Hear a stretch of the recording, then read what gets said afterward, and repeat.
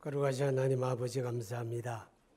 하나님을 예배할 수 있게 불러주심을 감사하고 하나님 우리가 작은 것이라도 믿음으로 이 땅에 하나님의 나라가 임하기를 사모하며 드리며 은혜를 깨달아 감사함으로 드릴 수 있음을 감사합니다. 아버지 예물이 주의 나라에 합당하게 쓰여지도록 하나님 은혜 내려주시고 믿음으로 참여하는 손길 그들의 삶의 자리 하나님이 기억하시며 복주시되 물된 동산같이 날마다 발전하며 번성하는 은혜가 있기 바랍니다. 오늘 시작에 또 한 주간 우리에게 주어진 삶을 살아갈 때 우리가 믿음으로 보고 듣고 말하고 믿음으로 살아서 우리 삶이 하나님의 영광 되기를 원하며 사랑하는 주의 권속들 가운데 연약한 자, 병든 자, 하나님의 마음이 상한 자, 짓눌린 자, 고통 속에 있는 자, 저들을 긍휼히 여기시고 병원에 입원한 자들을 주님이 긍휼히 여기시며 말씀 듣고 기도하며 찬송할 때 하나님의 치료의 권능과 해결하는 은혜가 있게 되기를 간절히 바랍니다. 예수님 이름으로 기도하옵나이다. 아멘. 할렐루야. 19세기 그리고 20세기 초를 살았던 미국의 강철왕이라 불리는 앤드류 카네기라고 하는 사람이 있습니다. 이 카네기가 그 당시에는 미국의 최대 재벌이었고 또 은퇴 후에는 자기 재산을 가지고 이제 자선 사업가로 만년을 살았던 그런 사람입니다. 카네기가 은퇴하게 될 때에 세인의 관심은 누가 카네기의 경영 후계자가 될 것인가 여기 이제 관심이 많았어요. 학벌 좋은 사람 또 회사 성장하는 일에 기여를 했던 사람 이런저런 사람들이 많이 물망에 오르내리는데 카네기는 의중을 밝히질 않는 거예요. 그리고 은퇴하는 날 딱 발표하기를 카네기 비서로 있었던 슈브라고 하는 사람을 경영 후계자로 지명을 하게 됩니다. 근데 슈브라고 하는 사람은 초등학교밖에 졸업을 못한 사람이었죠. 그리고 카네기 회사에 취업을 할 때에도 정규 직원이 아닌 청소하는 청소부로 고용이 됩니다. 근데 이제 이 사람이 일을 하는 것을 주변에서 지켜보게 되는데 워낙 충성스러워요. 성실하고 누가 일을 시켜서 하는 게 아니라 자기가 할 일을 스스로 찾아가면서 그렇게 성실하게 일하는 모습을 보고 이제 회사를 간부들이 그 사람을 사무직원으로 채용하게 됩니다. 사무직원이 되고 간부가 되고 나중에는 카네기의 눈에 들어서 비서가 됩니다. 비서가 되는데 카네기라는 사람이 때로는 이제 밤늦게까지 일을 합니다. 연구에 몰두하기도 하고 그러다가 이제 새벽녘에 어느 날 퇴근을 하면서 이 시간에는 나밖에 없겠구나. 그리고 회사 문을 열고 나가면 깜짝 놀라게 되는 게 이 슈브라고 하는 비서가 그때까지도 자리를 지키고 있는 거예요. 결국 이제 이 사람이 충성스러움이 인정이 되고 또 카네기 정신을 가장 잘 계승할 사람이라고 생각을 해서 슈브라고 하는 사람을 경영 후계자로 지목을 하게 되죠. 여러분 우리가 고린도전서 4장 2절을 보게 되면 맡은 자들에게 구할 것은 충성이다. 그런 말씀이 있습니다. 그런데 여러분이나 저나 우리에게 맡겨준 것들에 대해서 언젠가 하나님 앞에 결산하게 되는 날이 옵니다. 오늘 본문에도 보게 되면 달란트 비유가 나오잖아요. 5달란트, 2달란트, 1달란트 이렇게 각자 맡겨주었는데 맡겨주는 거로 끝나지 아니하고 마지막에 그들을 불러서 맡겨주신 그분이 결산을 했다는 거예요. 그래서 어떤 사람은 잘했다, 착하고 충성된 종이다 이렇게 영광을 얻는가 하면 어떤 사람은 게으르고 악한 종이라고 하는 책망을 받게 되잖아요. 그러니까 우리도 언젠가는 하나님 앞에 서서 우리에게 주신 그것들에 대해서 우리가 결산한 날이 온다는 겁니다. 하나님이 여러분에게 맡겨주신 것은 어떤 거 있습니까? 나의 삶 자체가 하나님이 내게 맡겨주신 겁니다. 그러니까 우리는 내가 어떻게 살았든지 내 삶에 대해서 하나님 앞에 평가를 받아야 되겠죠. 우리의 가정도 하나님이 맡겨주신 것이고요. 자녀들도 하나님이 맡겨주신 것입니다. 내가 소유하고 누리는 것들도 하나님이 맡겨주신 것이고 우리의 믿음도 그렇고 그리스도의 몸된 교회도 하나님이 내게 맡겨주신 것입니다. 우리는 내가 어떤 것을 맡았는가, 얼마나 많은 것을 맡았는가가 중요한 게 아니고 내가 맡겨진 그 일에 정말 충성했는가, 그게 중요하죠. 우리 하나님 앞에서 평가하는 날이 있기 때문에 우리는 반드시 맡은 일에 충성해야 됩니다. 그렇게 믿으세요?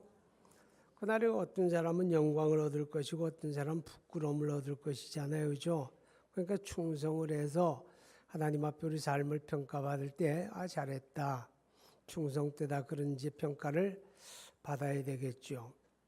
우리가 성령의 열매 가운데 사랑과 희락과 화평과 오래 참음과 자비와 양선과 충성과 온유절제, 그러죠. 충성. 오늘 충성에 대한 이야기를 좀 하려고 합니다.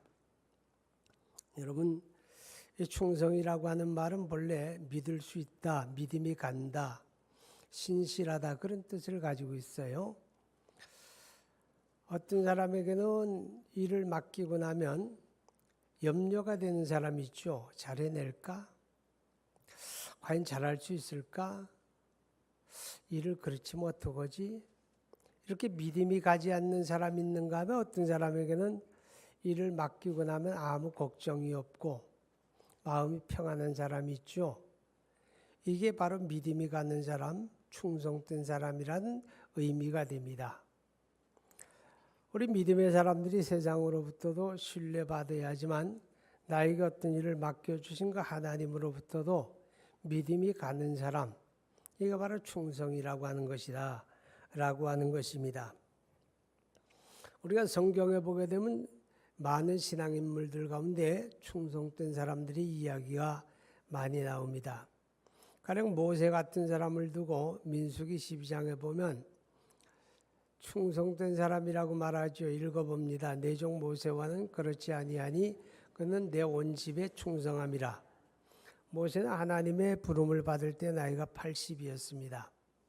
80의 부름을 받고 40년 동안 이스라엘을 광야에서 이끌게 되죠.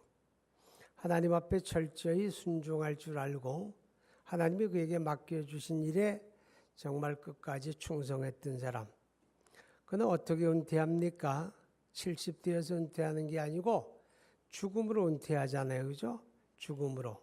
그게 바로 우리가 하나님 앞에 살아가는 삶이 그렇다고 하는 겁니다. 또 예수님에 대해서도 성경은 그를 충성된 분이라고 소개합니다. 계시록 3장 14절을 봅니다. 라우디가 교회의 사자에게 편지하라. 아멘이시여 충성되고 참된 증인이시여 하나님의 창조의 근본이시니가 이르시되. 여기 보면 예수님은 아멘이시여 충성되고 참된 증인이시다 그러죠. 예수님.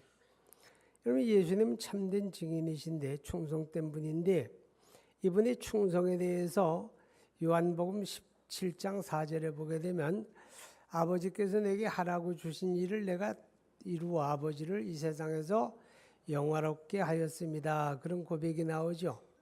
아버지가 내게 하라고 주신 일을 내가 다 이루었다는 거예요. 아버지가 나에게 하라고 주신 일, 작은 것 하나라도 놓치지 아니하고 다 아버지 뜻대로 이루었다. 이것이 바로 그분의 충성이죠. 성경 그가 십자가에 죽기까지 하나님 앞에 순종했다, 충성했다라고 하는 걸 이야기해요. 고린도후서 1장에서는 예수님에 대해서 그는 예만 되고 아니오가 되지 아니했다 그러죠.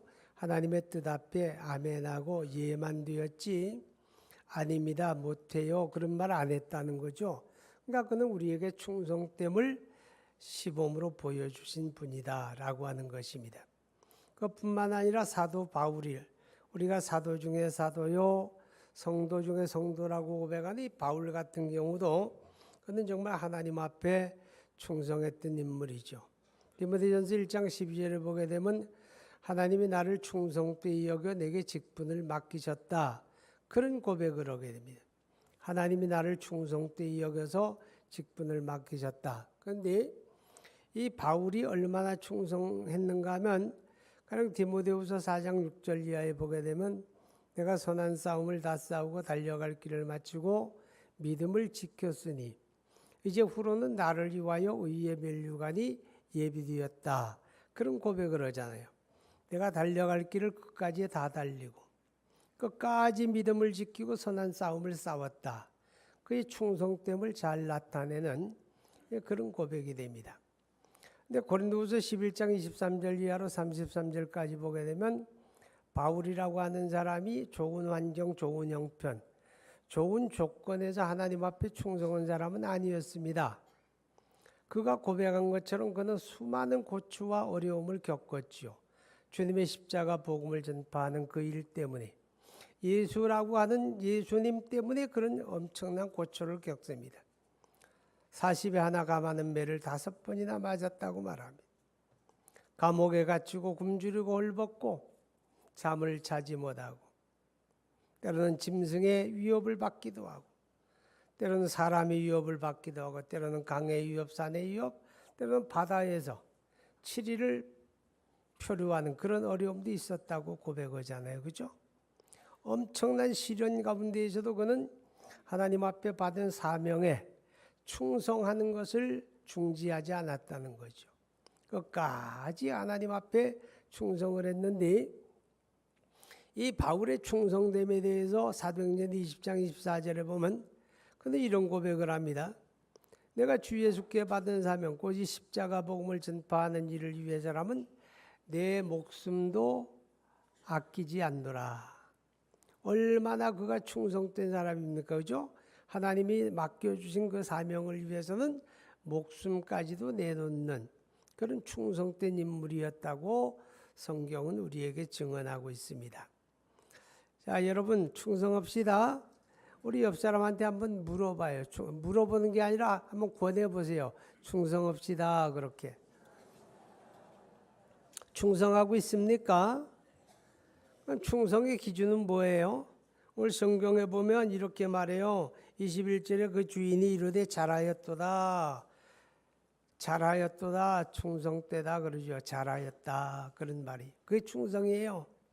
잘하는 게 충성입니다. 근데 사람들은 가끔 그래요. 나는 나름대로 잘했는데. 나는 잘했는데 왜 내 잘하는 걸 몰라줄까? 그래서 서운해할 때도 있잖아요. 그죠? 근데 이 잘했다고 하는 거는요. 자기 나름대로 잘하는 건 아니에요. 나에게 그 일을 맡겨주신 그분이 볼 때 잘해야 되는 거예요. 그죠? 주님이 나를 보고 잘했다. 그래야 그게 잘한 거지. 내가 잘했다고 해서 잘하는 건 아닙니다. 여기서 잘했다라는 말 속에는 최선을 다했다는 의미가 들어갑니다. 정말 내가 죽도록 힘을 썼구나. 그게 인정받는 게 잘하는 거예요.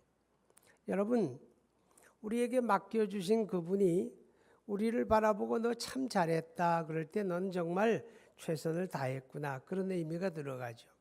근데 우리가 잘하되 자기 마음대로 잘하는 건 안 돼요. 주인의 의도대로 잘해야 되잖아요. 그죠? 주인의 의도대로. 우리가 성경에 보게 되면 마태복음 7장 21절에 그때에 많은 사람이 내 앞에 와서 말하기를 나더러 주여 주여 하는 자마다 다 천국에 들어갈 것이어야 다만 내 아버지의 뜻대로 행하는 자라야 들어가리라 그래요. 이게 무슨 말인가 하면 그날에 많은 사람들이 와서 주여 내가 주의 이름으로 선지자 노릇했습니다. 주여 내가 주의 이름으로 귀신을 내쫓았어요. 내가 주의 이름으로 권능을 행하고 병든 자를 고쳤습니다. 그렇게 얘기한다는 거죠. 그게 뭐예요? 나 잘했죠? 나 잘했어. 나 잘했어. 그리고 자랑한다는 거예요. 나 잘했다고. 근데 이를 맡기신 주님은 그를 인정하지 않았다는 거죠. 불법을 행하는 자들아 내게서 떠나가라. 내가 너를 알지 못하노라. 그러니까 나는 잘했다고 생각했는데 맡겨주신 분이 볼 때는 잘한 게 아니에요. 무엇의 문제입니까? 나는 내 멋대로 잘한 거지. 내 마음대로 잘한 거지. 나에게 맡겨주신 그분의 생각대로 잘한 건 아니라는 거잖아요. 그죠? 그러니까 잘했다라는 게 충성이란 말인데 잘하되 내 생각대로 잘하는 게 아니라 맡겨주신 주님의 뜻대로 잘해야 돼요. 할렐루야. 자, 충성이라고 하는 단어의 두 번째 의미는 뭔가 하면 충성은 이익을 남겨야 되는 거예요. 결과가 있어야 된다 그 말이죠.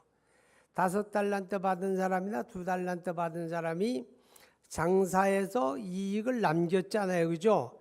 그래서 내가 잘했구나 그러는 거예요. 이익을 남겨야 잘하는 거예요.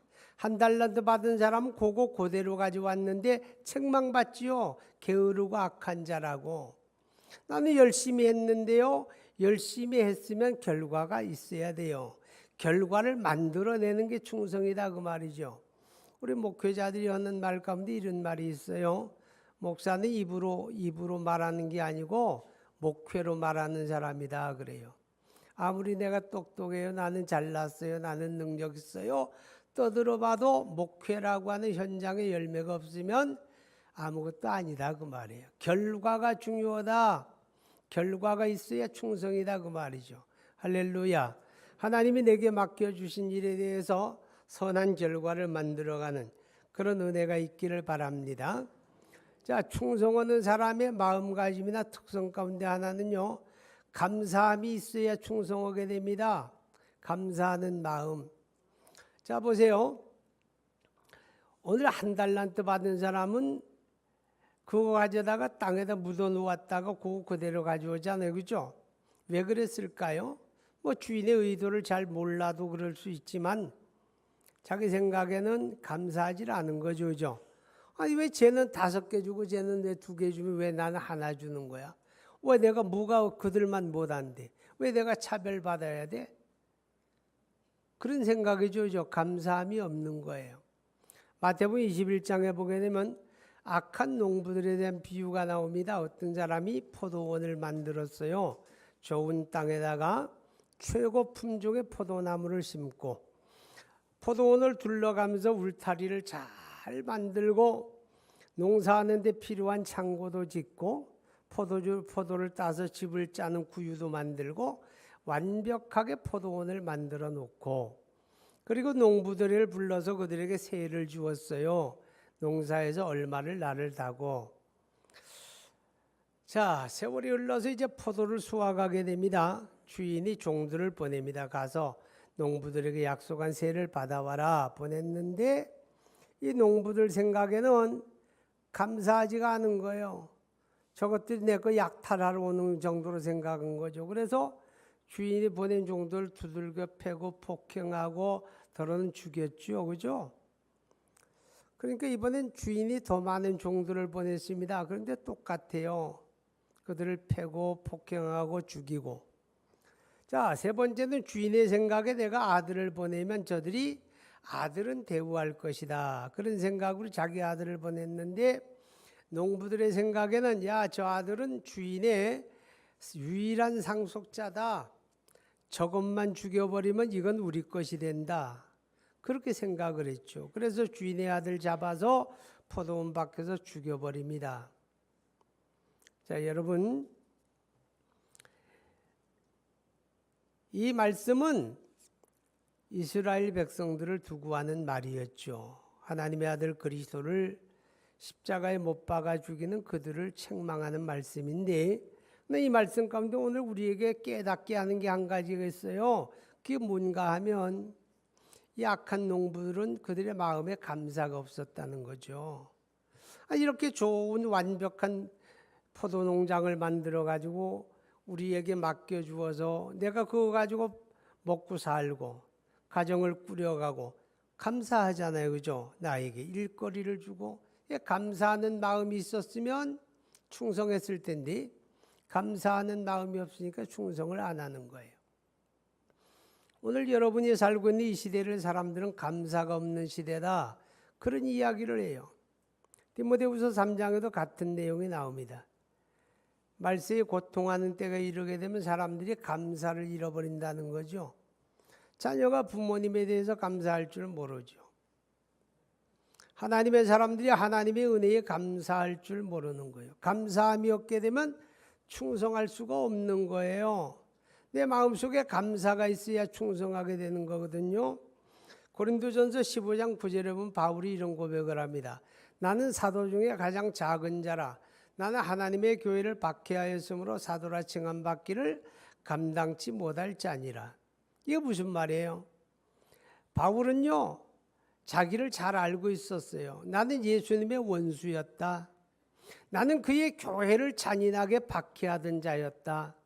나 같은 건 그냥 몽둥이 찜질을 하고 벌을 받아 마땅한데 하나님이 나를 용서하시고 나를 불러서 구원의 은혜를 주시고 이 막중한 사명 사도의 직분을 주었으니 바울의 가슴 속에는 절절히 뭐가 있어요? 감사한 거예요. 너무 감사하다. 감사하다. 죽어 마땅한 내가 구원받다니, 영원한 지옥불에 들어갈 내가 구원받다니 감사하다. 감사하다. 할렐루야. 감사한 마음이 있으니까 바울은 죽도록 충성하는 거예요. 그 감사한 마음이 없으면요 절대로 충성하지 못합니다. 여러분 기억하시기 바랍니다. 감사하는 사람들의 특징은 마음에 감사가, 충성하는 사람들의 특징은 마음에 감사가 있다는 거죠. 충성하고 있습니까? 충성이 안 된다면 내 마음속에 하나님의 은혜에 대한 감사가 있는가를 한번 살펴보시기를 바랍니다. 그리고 충성의 시금석 중에 하나는요, 작은 것에 잘하는 거예요. 오늘 성경에도 보면 내가 적은 일에 충성하였음에 내가 많은 것으로 내게 맡기노라 그랬어요. 적은 것. 한 달란트 받은 사람은 차별한다고 불평했겠지요. 이게 뭐야, 이까지 것. 저 사람 5인데 이게 뭐야, 이까지 것. 그런 마음이죠. 그러니까 갖다 방치하는 거예요. 이까지 것. 우리가 주님의 교회를 섬기는 일에도 마찬가지입니다. 우리가 살아가는 삶에도 마찬가지예요. 저 사람 잘 사는데 왜 나는 이것밖에 없어? 이까지 거 뭐. 죽도록 노력해봐야 뭐가 되겠어? 이렇게 생각하면 충성 못하는 거예요. 그 적은 것이라도 남하고 비교하지 말고 내게 주어진 것, 그게 하나님의 일이니까 하나님이 나에게 맡긴 삶이고 하나님이 나에게 맡긴 사명이고 하나님이 나에게 맡긴 역할이라고 생각하고 하나님 앞에서 그 적은 일에 충성하면 거기서 인정받으면 많은 것으로 내게 맡기리라. 할렐루야. 그렇게 말씀을 하고 있다라고 하는 것입니다. 여러분 구약 성경 인물 가운데 우리는 야곱의 아들 요셉을 이야기합니다. 요셉은 형들에게 미움을 받아 팔려가지요. 그리고 그가 물설고 낯설은 이방 땅 이집트에 가서 보디발이라는 권력자의 집에 모심이 됩니다. 그죠? 그러나 그 작은 일이 그에게 맡겨줄 때 충성하게 되니까 그 집 가정 총무가 되고 나중에는요 전 이집트의 총리가 되잖아요. 그죠? 적은 것에 충성하니 하나님이 큰 것을 맡겨주셨더라 하는 겁니다. 제가 앞서서 여는 말씀으로 앤드루 카네기 이야기를 했는데 이 음악을 하는 사람들은 미국 뉴욕에 있는 카네기홀에서 연주를 한번 하거나 그럼 막 그게 이력서에 남아요. 카네기홀에서 언제 연주했다. 이렇게 아주 유명한 음악 전문 그런 이제 홀인데 그 1910년에 그걸 카네기 재단이 만들어졌다고 그래요. 아마 그때 세운 것 같아요. 그런데 이 카네기가 본래 그 펜실베니아주에 이제 본부가 있었는데 뉴욕을 출장을 가게 됩니다. 뉴욕으로 출장을 가는데 그 당시에 뭐 최고의 재벌이었으니까 미국에 지금으로 말하면 뭐 수백조 우리 돈으로 수백조의 재산가였어요. 미국 최고의 부자가 뉴욕에 온다 그러니까 비서들이 뉴욕에 맨하튼에 있는 가장 최고급 호텔 최고급 방에다 2개를 예약을 했어요. 왜냐하면 카네기는 외동딸이 하나 있었어요. 나이가 50에 장가들었는데 50이 넘어 장가들었다고 그러죠. 딸 하나 낳았어요. 근데 이제 뉴욕을 가면서 딸을 데리고 갔는데 하나는 딸 방이고 하나는 카네기의 방입니다. 그러니까 이제 그 호텔은 뭐 미국 최고의 부자가 뉴욕에 오고 우리 호텔에 묵는다는 건 영광 중에 영광이고, 뭐 그렇게 호텔을 홍보하기 좋은 기회도 없잖아요, 그죠? 그러니까 호텔 관계자들이 이 최고의 부자를 참 최대한 서비스하기 위해서 정말 긴장을 하고 모든 걸 다 완벽하게 준비를 하고 기다립니다. 그리고 각 언론사의 기자들이 카네기와 인터뷰 한번 하려고 며칠 전부터 그 호텔 앞에 장사진을 치고 있는데, 정작 당일에 카네기는 안 오는 거예요. 카네기 딸만 그 호텔에 투숙을 해요. 그리고 카네기는 자기 방을 예약을 하고 아주 허름한 삼류 호텔에다 여장을 푸른 거예요. 아무도 모르게. 아무도 모르게. 이 카네기라고 하는 사람은 자기를 위해서는 굉장히 검소했던 사람이죠. 근데 이제 그 삼류 호텔에 머물고 있는데 이튿날 아침에 신문을 보려고 하는데 벨보이를 불러가지고 신문 좀 보자 그러니까 어린 이제 소년인데 그날 비가 많이 내려요. 그런데 이제 뭐 조그마한 호텔이니까 신문 들어와보다 한두 장밖에 안 들어오는데 다른 손님이 먼저 보고 있는 거예요. 그러니까 이 벨보이가 그 비를 다 맞으면서 가판대까지 가서 신문 한 장을 사가지고 품에다 이 옷 속에다 안고 이제 오게 되죠. 그리고 방을 놓고 해서 카네기의 신문을 건네는데 비를 쫄딱 맞은 소년이 신문도 절반은 젖었어요. 그걸 건네는 거예요. 카네기 깜짝 놀라는 거죠. 야, 너 어디서 신문을 가져오는데 이렇게 비를 맞았니? 그러니까 하는 말이, 손님 죄송한데요, 우리 호텔이 작다 보니까 신문 한두 장 들어오는데 다른 손님이 보고 있어서 제가 가판대까지 가서 사가지고 온 겁니다. 그러는 거예요. 그러면 이 신문값을 내가 안 줬는데 너 무슨 돈으로 샀니? 이래 묻죠.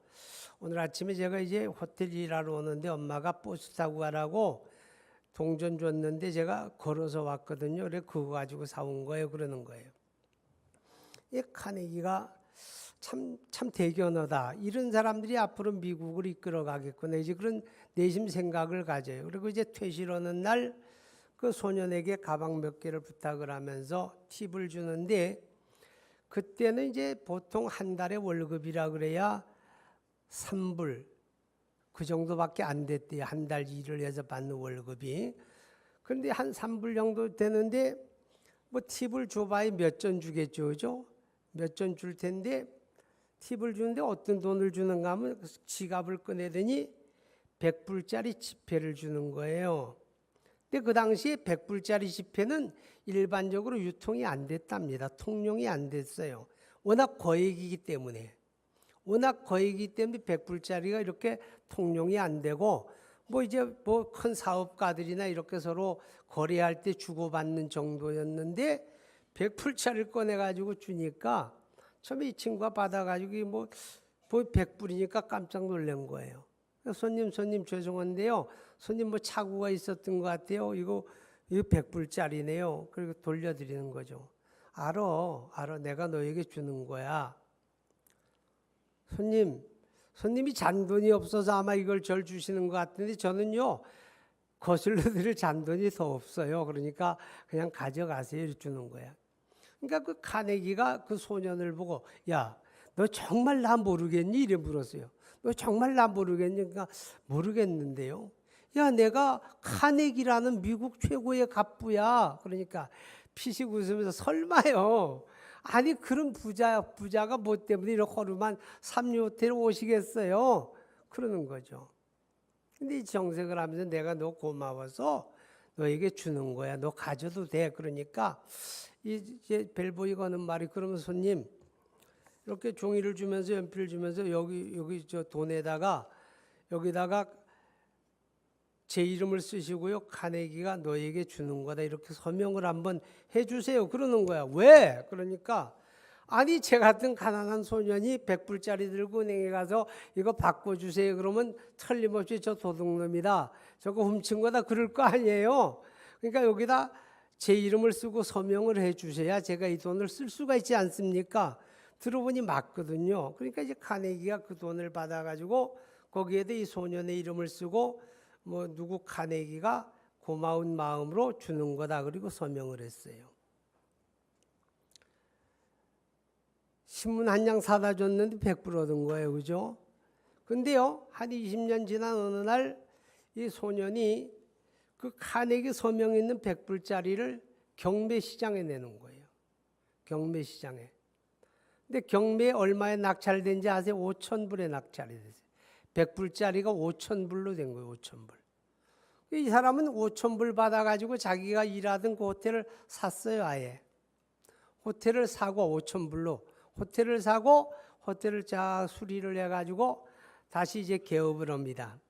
근데 개업하는 날 선물이 하나 왔는데 요만한 액자가 하나 선물이 배달이 됐습니다. 근데 그 액자를 뜯으면 액자 안에는 5,000불에 낙찰되었던 카네기 서명 있는 100불짜리가 그 안에 딱 들어있는 거예요. 그리고 그 뒷면에 글이 하나 써 있는데 우리 아버지가 당신을 고마워하는 마음을 가지고 준 돈이었다. 근데 내가 그것을 받아서 다시 당신에게 선물한다.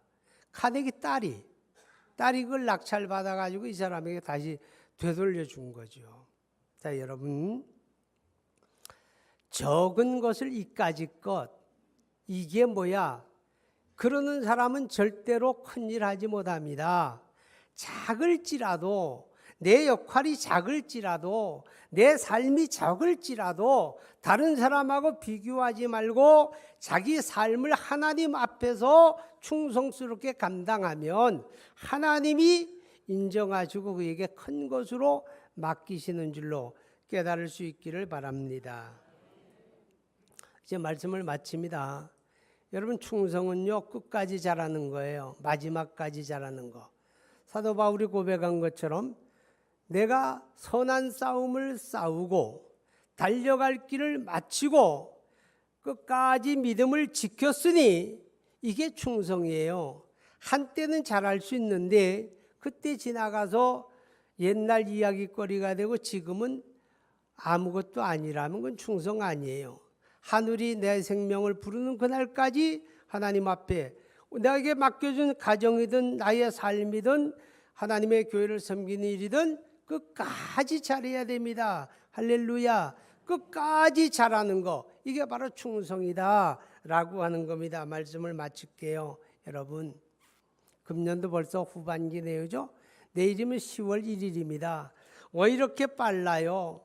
어물어물 하다 보면 내 이럴 줄 알았어 라고 어떤 사람의 비명에 써 있는 것처럼 여러분, 시간 낭비하지 맙시다. 하나님 앞에 충성할 수 있기 바랍니다. 우리 함께 기도합니다. 여러분이 맡은 일은 뭡니까? 여러분의 삶에 충성합니까? 여러분의 가정에는 어떻습니까? 여러분 교회를 섬기는 일은 어떻습니까? 하나님 앞에 충성된 삶을 우리 다짐하며 결단하며 기도합니다. 거룩하신 하나님 아버지, 우리 하나님의 은혜와 사랑을 감사합니다.